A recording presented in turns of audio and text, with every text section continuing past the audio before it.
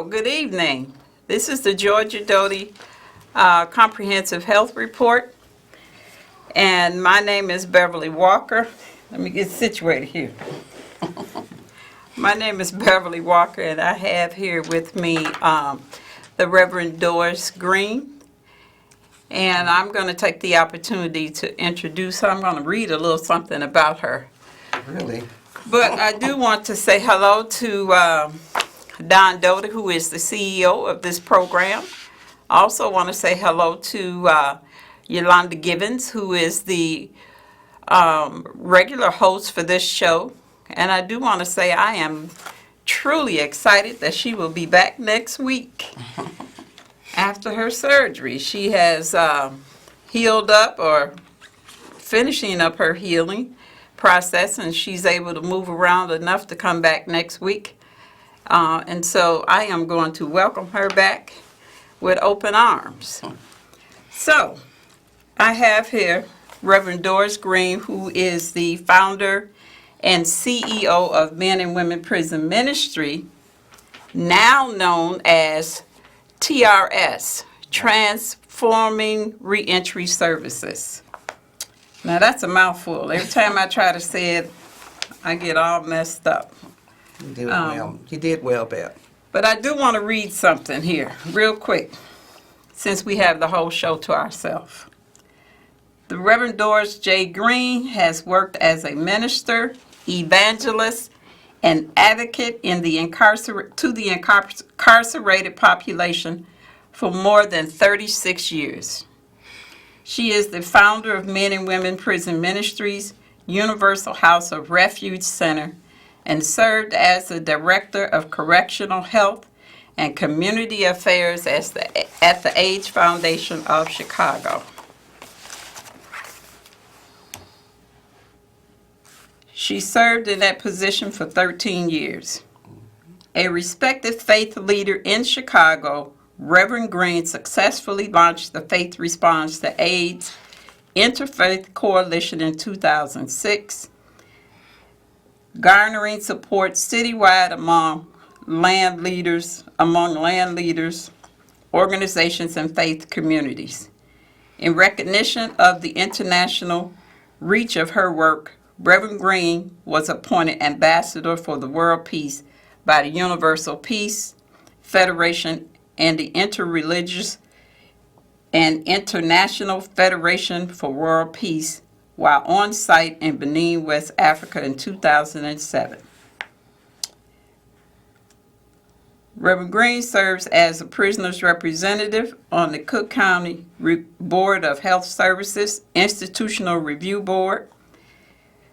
She serves as a commissioner for the Illinois Torture Inquiry and Relief Commission and as a member of the NAACP National HIV Faith and Social Justice Advisory Board in Washington, D.C.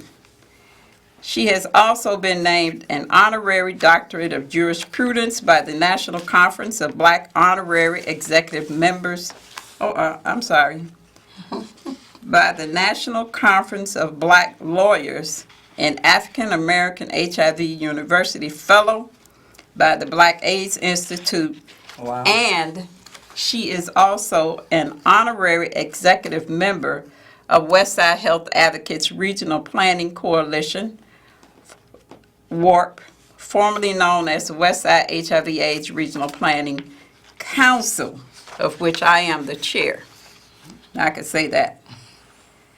Reverend Green also was named Woman of Excellence by the Chicago Defender newspaper, receiving the Woman of Excellence Award for exemplifying extraordinary strength and commitment to her profession and to the community in 2014. Now, I read that because I believe in giving credit where it's due. And I always say one of my mottos is, go where you are celebrated and not tolerated. And those of you that do some of the things that I do know that's Mike Murdoch. However, I've known Reverend Green for quite some time. We do quite a bit of work together. I have served on some of the committees at her agency, but I think some of the work that she done goes unnoticed. And so that's why she's here today, because I'm sure that there are many people out in the community that just don't know about the programs that she does. However, in August of 2019, Reverend Green's program, her board of directors, they all had gotten together and they decided to change the name of their program. They changed it to TRS, Transforming Reentry Services. And I want to start with her about asking her, what is it that Men and Women Prison Ministries do? What would she tell the public that they do in the work, in all of that work that she has done, and what they do with the clients that they serve? Okay, welcome. First, giving honor to God, who's truly the head of my life. Thank you, Beverly, and Don Doty for inviting me to be here again. Men and Women in Prison Ministry started out as doing work inside the prison years ago, at least 36 years ago. And now our services have moved to the outside, and that is one of the reasons for the name change. We just thought it was appropriate, the board and the younger people that have come along the organization, that came into the organization, we decided to change the name to Transforming Reentry Services, because the majority of our services now are on the outside. While we still have board members that go into the prison and do reentry services inside when people are getting ready to be released from prisons, our board members do that, but the majority of our work is in the community now. The organization is broke up into like 4 departments. The first one is one of the major departments that we have, is the health and wellness. And in that department, we do health screenings, Hep C, HIV. We also do routine blood pressures and things like that at our office now. We do prevention education, and then we have another department, social economic department, where we do GED preparation. We have a small computer lab at our agency to help people when they show up there that needs to go online and find housing. We have in that department also a family reunification program where once a month, we've been doing this now for about 15 years, once a month we have a support group for families of incarcerated people where they can come, and formerly incarcerated people, where they can come and break bread together, and we have a health educator there, and we have refreshments for them, and we give out lots of resources for the returning citizens. And we also have an advocacy department where we do the Harm Reduction in Prison Coalition. Is housed there, and we do social justice advocacy for those that are incarcerated. Our motto in that program is good prison health is good community health. So we do a lot of advocacy work along with the AIDS Foundation of Chicago on health care for those incarcerated and returning to the community. Our newest department is very, very exciting. We are now doing capacity building in the community. We are funded by the state now to do capacity building for small African American agencies that are struggling with trying to get prepare themselves for funding, for the state funding. We found with that funding and working with, we have 12 agencies that we're working with now, and it's a lot of work. Small organizations, especially African American organizations, really don't know that the process of what they need to do in order to get funded by the state and what are some of the fiscal requirements. So we're able to work with the agencies and to help them get registered on eGram, things like that, and GETA and SAMS. It's just a lot of steps that they have to do. So that's one of the things that we do. I often run into people who are trying to start nonprofit programming in the community, and they always say, I want to write a grant, I want to write a grant. And I say it's not just about sitting down writing a grant. Absolutely not. It's a lot of more work that you have to already know or have somebody to teach you. You have to know how to search for the grants. You have to know how to talk about the need in the community. There's just a lot of pieces you have to put together. It really is. And the reason why I have to admit that we at Men and Women, we've been funded by the state now for about 7 years. and we had to go through so many different processes the regulations in order to get funded. And we ran into a lot of glitches because we're a small organization as well. But we're able to overcome those things, and we got the information we needed. We got our data and DUNS and SAMs and GATA and all of that. So now we're able to help smaller organizations. So in working with you last year, one of the statements that was made in the book was that more than 10,000 men and women are released from prison every week, and that their lives has changed. Once they go home, they find that their lives have changed dramatically. What type of services do you all do to help them once they come out of prison? I mean, so they come out of prison. When they went in, we didn't have cell phones. True. So now they come out, the technology has changed. Absolutely. They go in, they look for a job, they go in, they get a piece of paper, the application, they sit down at the agency and they fill it out.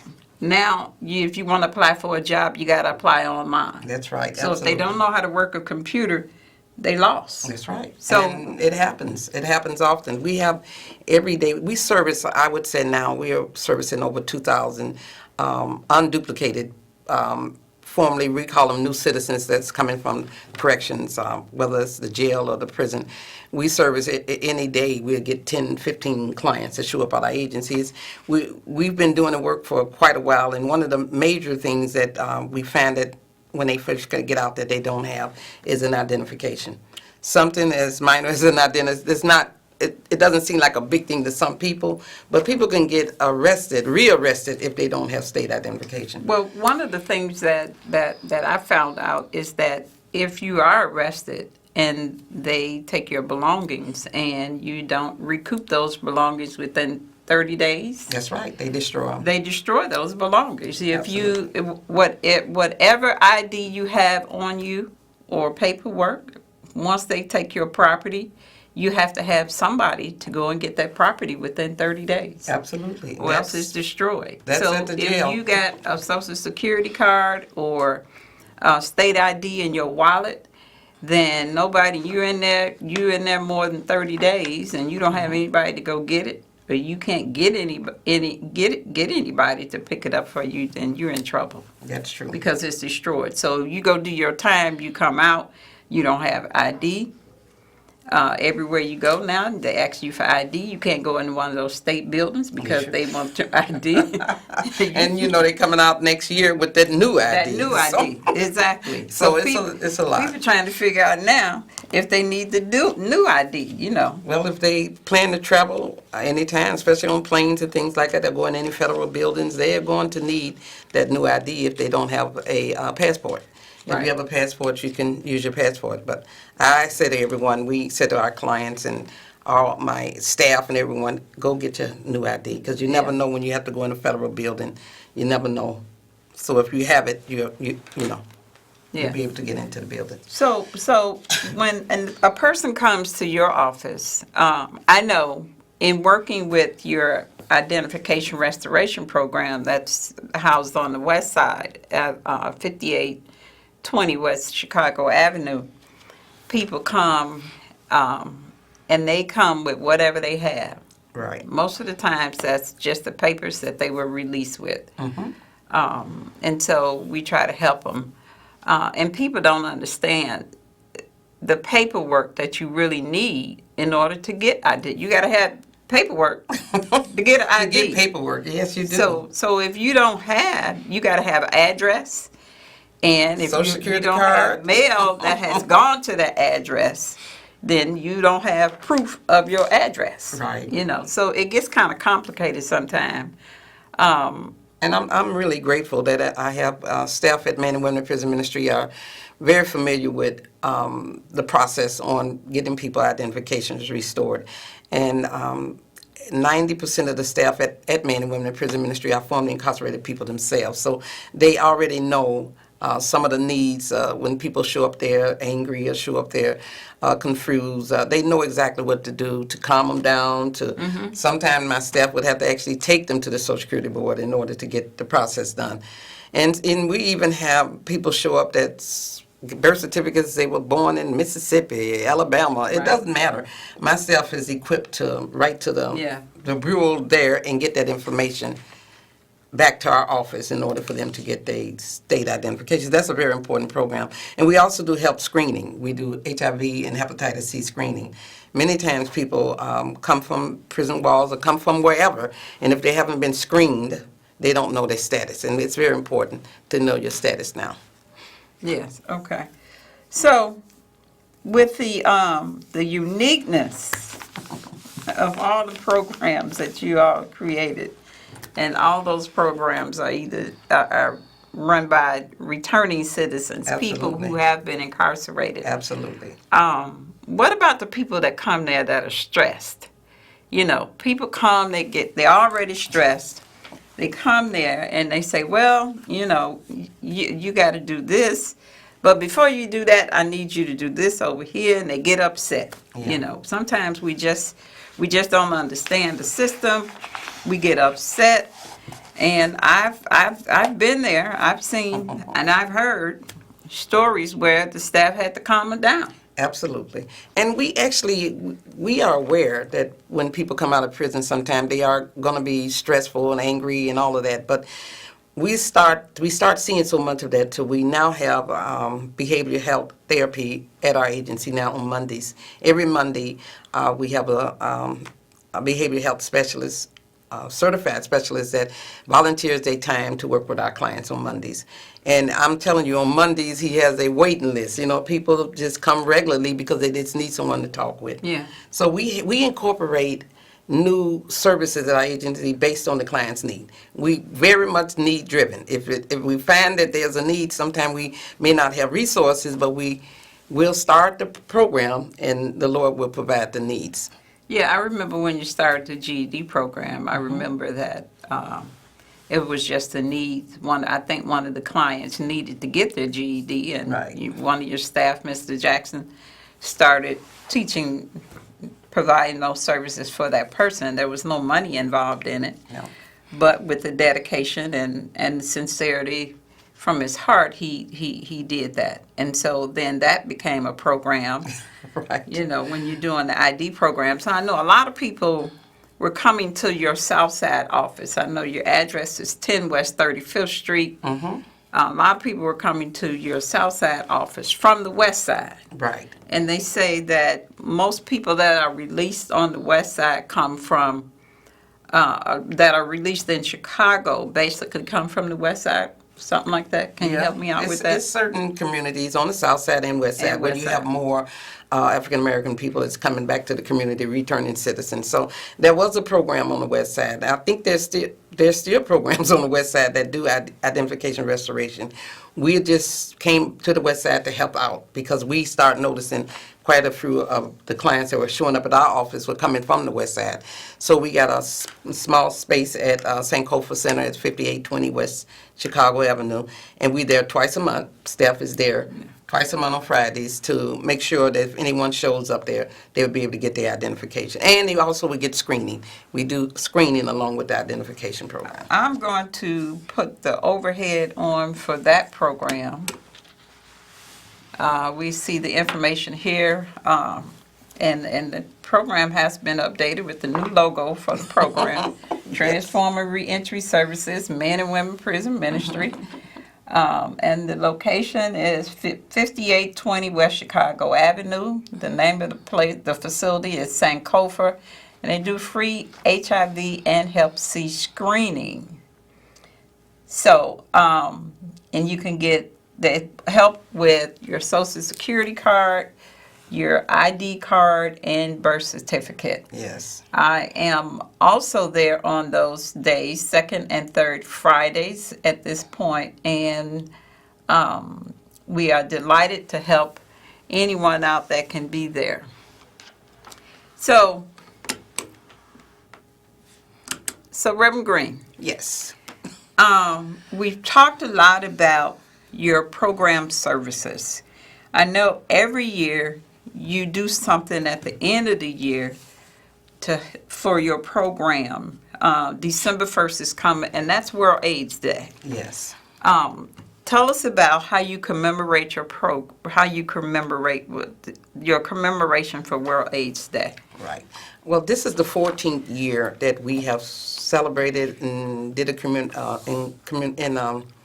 we have celebrated World AIDS Day through our agency. What we do is the people that we serve throughout the year, we invite them to come, and we have what we call the People's Gala. And it's actually all the formerly incarcerated people that we serve throughout the year. They're family members, and we get sponsorships from other sponsors, like the city is involved with sponsoring this year. We have a lot of community agencies, Southside Health Center, the AIDS Healthcare Foundation, the AIDS Foundation of Chicago. They sponsored tables at this gala and allow for us to bring in family members that cannot afford to buy a ticket for this event. So it's really pretty much free to the public, so anyone that's interested can just call our office and you can get a free ticket if you're a formerly incarcerated person or you have a loved one that's incarcerated. We send information into the prison months before the gala, and we get people on the inside. They will send a loved one to our office to pick up free tickets to the gala. We just believe that we have to bring our people together at least once a year and celebrate those that are coming home. We had a gentleman came a couple of years ago that had been locked up 41 years, and he showed up at our gala that year. And he's been part of volunteering, working with our organization ever since he was out. We did a lot of advocacy work on his behalf. We worked with his family, and his mother and father is still part of our family support group, even though their son has been home now for about 3 years. They still come to the family support group to support other families that are going through the same thing. So the gala, again, it's going to be December the 7th. We got a Saturday this year. This is the first year in 14 years that we actually got it on a Saturday. We're so excited about that, so people don't have to rush in from work. So you're welcome to join us on Saturday, December the 7th. We're hosting for the 3rd year at New Zion Upper Room. That's 1950 West 13th Street. We have a beautiful venue. It's very nice, and you'll be served. Instead of us lining up for food, people will bring the food to us. That's a big change from where we started. We started with potluck, and now we actually being served. God is good. And that is something. It's good to sit down and have people serve food for you. Yes, Yeah, absolutely. it is. And that's a good thing. Tell us about your support group. Where is that? We have a few more minutes. Tell us about the support group that your program does. The family support group is held at the, it's the Oakwood. Oakwood. It's at Oakwood. I don't know the address. Yeah, it's the Coretta Kings Center, right at 39th and Langley. And we've been there now almost 14 years almost now. And it's always the first Thursday of the month. You're welcome to join, and it's an evening event. It starts at 6 to 8. And what we do there, well, of course, we have educating a person there to come and talk about education, talk about diseases and things like that. And we also always have motivational speakers that come in and talk with our family members or whoever shows up to the family support group. It's a great opportunity for you can share your story, and you can come out and be part of the family that really needs that support when they come out. Yeah, that's a good thing, because there's always someone who needed to hear whatever is being said. Yes, absolutely. Yeah, and the thing about it is you don't always, it's not dedicated to men or women. It's the family. Yeah, right. We believe in the a family. younger person can come. So that's that's really great. Yeah, when the prison system fail or don't fail, it impacts the whole family. So when loved one is missing and out of the family, it impacts the family. So we believe in servicing the family. So now you also do Harm Reduction in Prison Coalition. I want to put this on the screen as well. Real quick. I'm not sure how well you can see it, Yeah, it's but a it's kind of orange card. Harm Reduction Prison Coalition, and that program is held every fourth Friday of the month. Tell us about that program. Now, that program came about as a result of me being part of a fellowship with that I wanted to try to help the policy work that's being done around reentry and corrections and all of that. So I got involved with this fellowship, and I learned a lot of things that I needed to know. I came back to the community, and we formed together. This has been going on now for 10 years, the Harm Reduction Prison Coalition, and we come together once a month, and we actually go to Springfield and advocate on behalf of our loved ones that are incarcerated. And we advocate around health care, we advocate around policies and different things that's happening in the prison when they're not getting good health care. We advocate about that. And this program is done at the office, right? It's at 10 West 35th Street every fourth Friday of the month. Okay. So, Reverend Green, with all... From 10 to 12, that's the date. Right. With all the work that you have done, and you're also an author as well. I don't have a copy of your book, and I don't have a picture of a copy of your book. I just so but you're happen to also have the bookmark. An author. Yes. Is the bookmark. The book is called "Don't Wait Until the Battle Is Over, Shout Victory Now." Yes, A absolutely. very interesting book about a woman who has served basically her entire adult life working in prison ministry. Yes. And it's a great book to read. You can get it on Amazon. So, as we begin to wrap up, what information do you want to share with the community? If you have a loved one that's incarcerated, a family member, and they need some support, okay, we have staff at our agency that will write them, correspond with them. We also have people at our organization that would help them if they're going before the parole board, if they're doing anything like that. We believe in supporting our loved ones that are incarcerated. So join us. Come out to the gala, show up at our office. We at 10 West 35th Street, in that big tower building, sit right on the corner. We've been there for almost 15 years, and we're on the 9th floor. You're welcome to send your loved one, or you're welcome to show up. We do have a computer up there, lab, where you can learn some of computer skills if you need. We have supported staff. We have staff there that is willing to help, but all you need to do is show up. Okay, so I have 7:57. They haven't said anything about cutting us off the air, but I do want to start wrapping up because they will cut us off. I want to thank you, Reverend Green, for coming out tonight. Thank you, Beverly, for sharing this the invite. information with us. And because I mean, everywhere you go, it's important to know what services are available. You never know when you're going to need the services or who's going to need the services. Somebody out there may be watching the show and want to refer the services to someone else. Mm-hmm. And he's holding up Said 1 minute. Oh, he's holding up a sign to give me and say that's 1 minute. So that's a wrap. That's a wrap up. God bless you, and thank you so much for the invite. So as we go off the air, that's the baby looking at now. In my old age, I can't see that well through the glass. But as we go off the air, I do want to say I definitely commend the program. I do believe in giving credit where it's due. Amen. And celebrating, going where you're celebrated and not tolerated. This is an excellent program. I would advise anyone that has been incarcerated, that wants to get their life straight. I mean, and I've known people to come there to volunteer and end up with jobs. That's right. And wouldn't dare most of leave. the people that come there, they All have of jobs. them would never volunteers. Would not dare to leave. So I want to thank you in Chicagoland, and I want to say good night, and we welcome Yolanda back next week. Okay. Thank